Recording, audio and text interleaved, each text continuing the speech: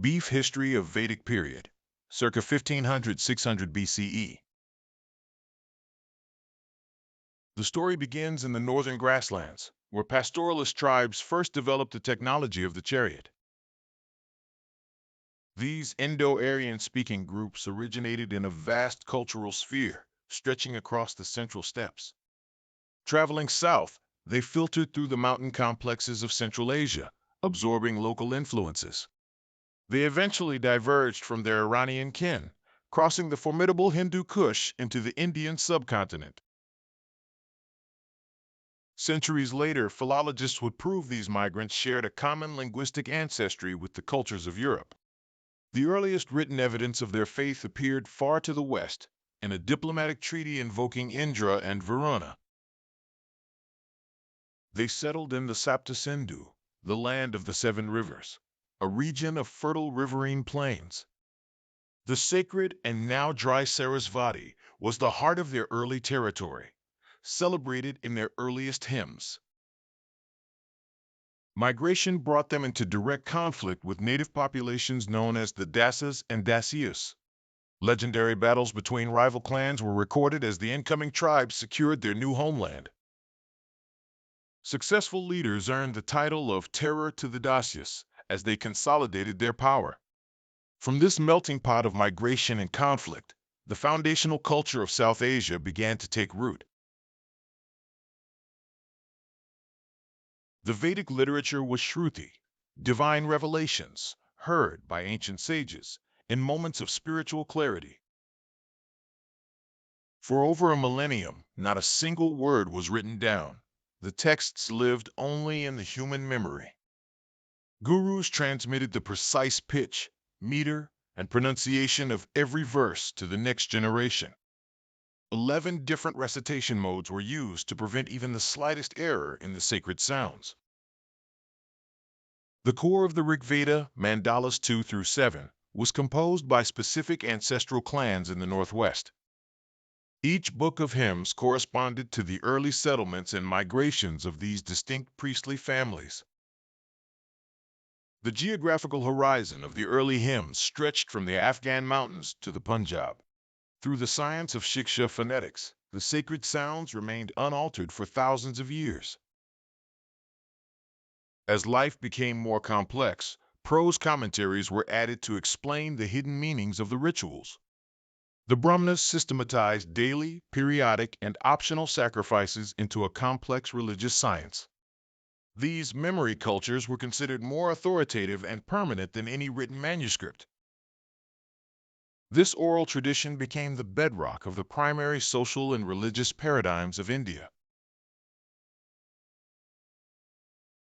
In the early Vedic age, cattle were the primary measure of wealth and the center of economic life. The economy was pastoral, with cattle serving as the currency for trade and prestige. Agriculture was a secondary pursuit, limited to basic grains grown in the fertile river silts.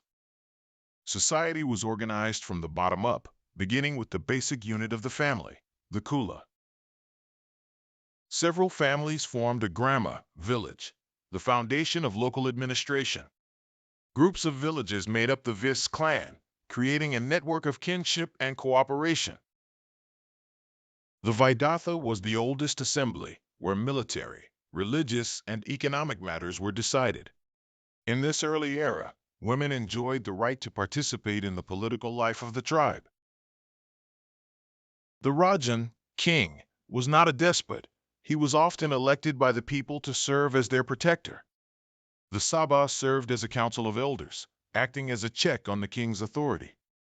The king lived on voluntary contributions from his people, rather than mandatory taxes.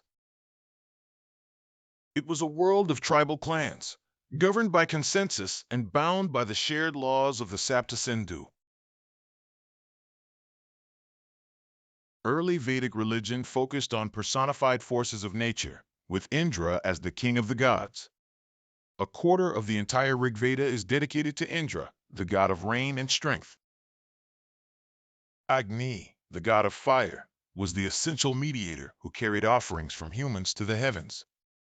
Varuna was the guardian of Rita, the cosmic, moral, and natural law that kept the universe in balance. The sacred soma juice was consumed during rituals to inspire the sages and gladden the gods. The yajna, sacrifice, was the core act of worship, nourishing the gods through the medium of fire. Daily life was sanctified by the Agnihotra, the obligatory offering performed at sunrise and sunset. Periodic sacrifices, the Naimitika, aligned the tribe's activities with the cycles of the moon. Optional Kamya sacrifices allowed individuals to seek specific personal goals and blessings. Even death was a ritual. Fire was believed to cook the body, transforming it into a sacred offering. The transformative power of the flame allowed the departed to ascend to the world of the ancestors. The landscape was a theater of smoke and song, where humans and gods met in the glow of the altar. Around 1000 BCE, the center of gravity began to shift away from the drying northwest toward the Ganges Valley. To the east lay Aryavarta, a land of thick jungles and heavy rains that required new tools to conquer. The introduction of iron technology provided the black metal needed to transform the landscape. Iron axes allowed the tribes to clear the dense monsoon forests that bronze tools could not touch. Heavy iron plowshares enabled the cultivation of the rich, deep soils of the Gangetic Plain. Rice replaced barley as the primary crop, providing a massive agricultural surplus to support growing towns. Double cropping systems were adopted, as the Fertile East allowed for year-round agriculture. This era is defined archaeologically by the painted grayware, PGW culture, a marker of the Iron Age. Permanent settlements like Hastinapur grew from simple pastoral camps into established farming communities. Sophisticated kiln technology produced high-quality ceramics for a more settled and prosperous population. While the North entered the PGW phase, iron metallurgy developed independently in South Indian megalithic cultures. The pastoral nomads had become settled farmers, setting the stage for the rise of territorial kingdoms. As populations grew, the old tribal units evolved into powerful territorial states known as Janapadas. The Rajan transformed from a tribal protector into a hereditary monarch with absolute power. Elaborate coronation rituals like the Rajasuya elevated the king's status above his kin. The Ashvamedha, horse sacrifice, was performed to assert the king's sovereignty over vast new territories. Great monarchs adopted grandiose titles to match the direction and scale of their conquests. A formal council of advisors, the Ratnans, jewel-bearers, assisted the king in managing the state. Permanent military structures were established, led by the Senani, to defend the new borders. The Suda served as the royal charioteer and the chronicler of the dynasty's glory. Voluntary gifts were replaced by mandatory taxes, with the Bagaduga collecting the state's share of the harvest. The Gramani managed localized production, ensuring the agrarian economy supported the royal center. Popular tribal assemblies lost their influence, and women were soon excluded from the halls of power. The decentralized plains had become a landscape of competing kingdoms and royal authority. The late Rigveda mythologized the creation of society from the primordial body of the giant Purusha. From his mouth came the Brahmanas, the priests whose duty was to preserve the sacred words. From his arms came the Kshatriyas, the warriors and kings born to protect the social order. From his thighs came the Vaishyas, the agriculturalists and traders who provided the society's wealth. From his feet came the Shudras, the laborers destined for a life of service. The three higher classes became the Dvija, twice born, while the Shudras were excluded from the ritual life. In the later Vedic period, the social hierarchy became rigid, and systemic disabilities were enforced. The Gotra system emerged, linking families to common ancestral sages, and strictly forbidding interclan marriage. Life was divided into stages, beginning with years of study and discipline as a brahmachari. The second stage, grihastha, focused on the duties of family and supporting the economy. In the final years, a person was expected to retire to the forest to seek spiritual truth as a vanaprastha. The flexible tribal society had transformed into a stratified hierarchy that would shape India for millennia. Toward the end of the Vedic age, thinkers began to shift their focus from outward rituals to inner knowledge. Kings like Janaka patronized the first great philosophers of the Upanishads in the eastern Ganges. Brilliant women like Gargi and Maitreyi challenged the greatest minds on the nature of reality and the soul. These secret teachings, Upanishads, explored the ultimate relationship between the individual and the universe.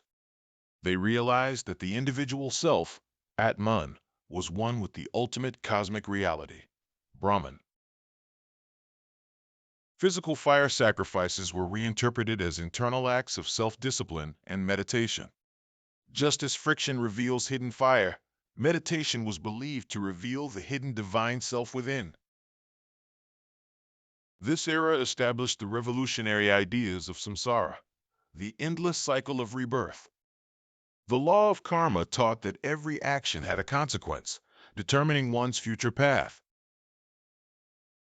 The ultimate goal became moksha, liberation from the cycle of rebirth through spiritual realization. Daily life was redefined as a series of 5 great sacrifices to the sages, ancestors, gods, and all living beings. From the complex rituals of the past, a profound new philosophy of the soul had been born. By the 6th century BCE, the high cost and complexity of animal sacrifices led to widespread social unrest. Wealthy merchants grew frustrated with a social system that granted them low ritual status despite their economic power. New movements of strivers, sramanas, emerged, rejecting the authority of the Vedas and the priests. Buddhism emerged in the Middle Ganges, offering a path to enlightenment that ignored the Varna hierarchy. Jainism spread the idea that every living being had a soul, further challenging the sacrificial culture. Seeking a more egalitarian faith, the merchant class became the primary patrons of these new ascetic movements. This social unrest coincided with the second urbanization, the rebirth of cities in South Asia. The development of a monetized economy replaced the old barter system, revolutionizing trade. The era was defined by NBPW, a lustrous, high-quality ceramic that traveled along the new trade routes. More than 60 major urban centers emerged, supported by the massive agricultural surplus of the Iron Age. Mercantile guilds organized the growing trade, becoming powerful political and economic forces. The Vedic Age was coming to an end, merging with new ideas to form the foundation of classical India. In the 6th century BCE, the Persian Achaemenid Empire conquered the Indus Valley, reconnecting India to the west. Northwestern India was once again linked to the broader trade and political networks of West Asia. In 9 centuries, the culture had moved from decentralized tribal clans to powerful territorial kingdoms. The nature gods of the West were slowly replaced by the great deities of the East, like Shiva and Vishnu.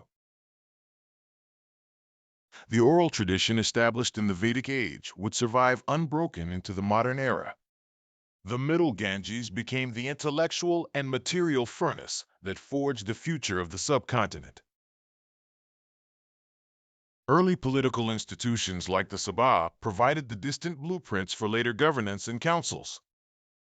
The mastery of iron technology in this era remained the standard for metallurgical excellence for centuries. The Vedic Sanskrit corpus remained the linguistic and spiritual source for nearly all subsequent Indian thought. The rituals of the sacred fire, the yajna, continue to define the most important moments of life today. The philosophical search for the Atman and Brahman remains the core of classical Indian philosophy.